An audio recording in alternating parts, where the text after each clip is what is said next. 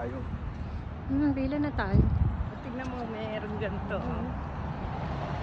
Makaiba. May mga ganun sila. Ayan, mahirap nila eh. Narito dito. Kasi minto sila. Ano? Oo. Ito. Ganyan din naman sa ano. Kahit doon. Dito pinapatabi. Kaya lang malamig eh.